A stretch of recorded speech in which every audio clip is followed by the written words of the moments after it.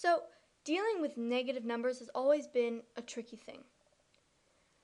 I'm going to try to use an example to try to help you understand and picture in your head what really goes on when we add, multiply, subtract, or divide negative numbers.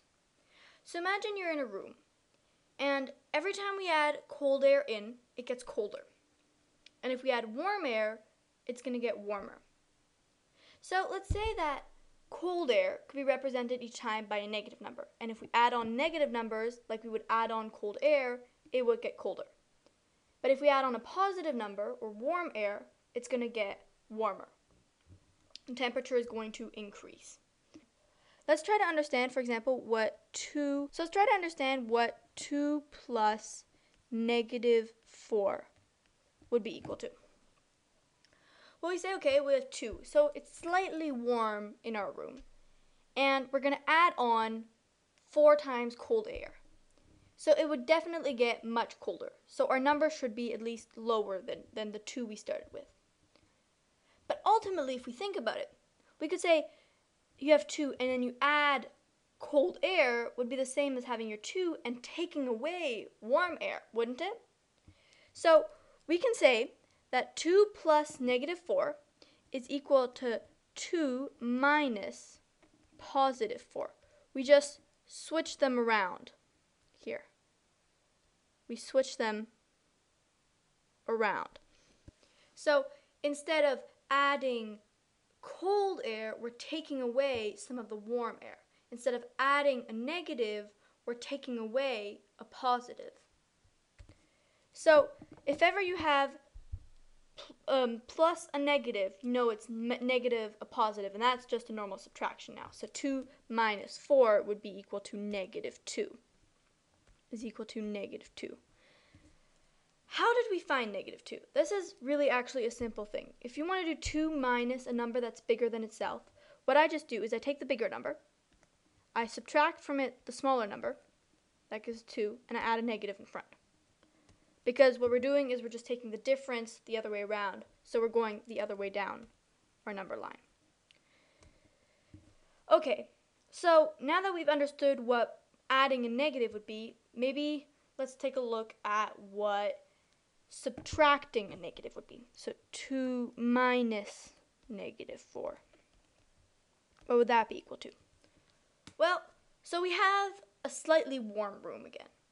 And this time we're taking away cold air, which would be like adding warm air, right? Because if you're taking away cold air, it's only going to get warmer, which would be like adding warm air. So we can say 2 minus negative 4 is equal to 2 plus positive 4.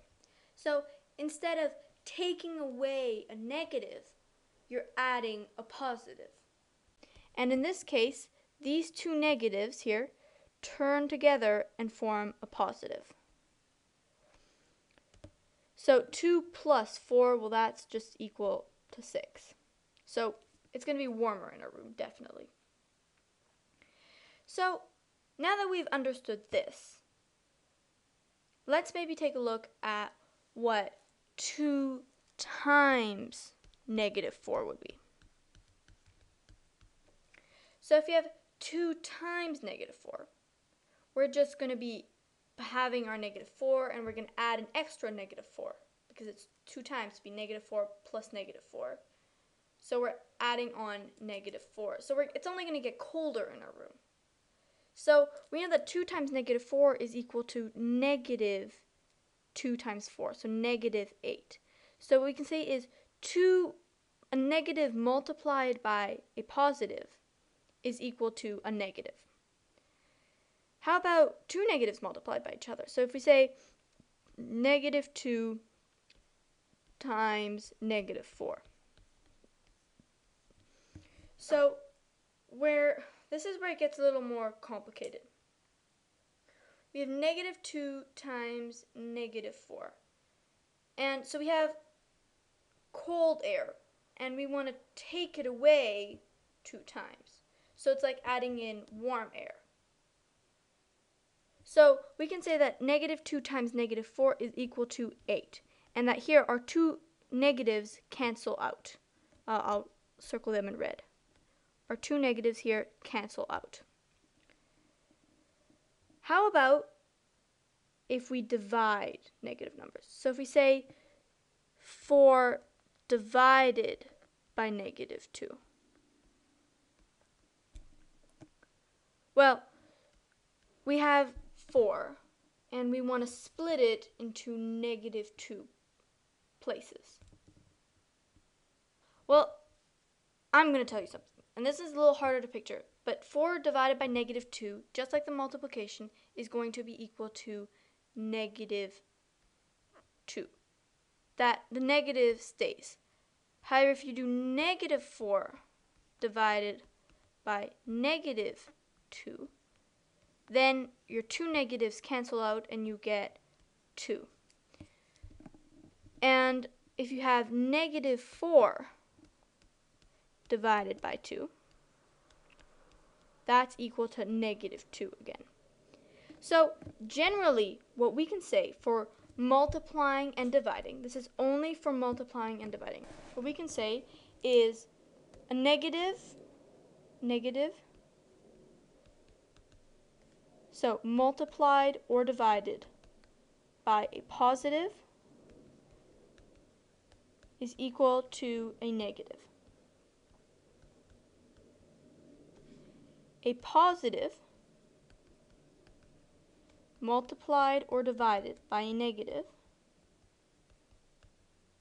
is a negative.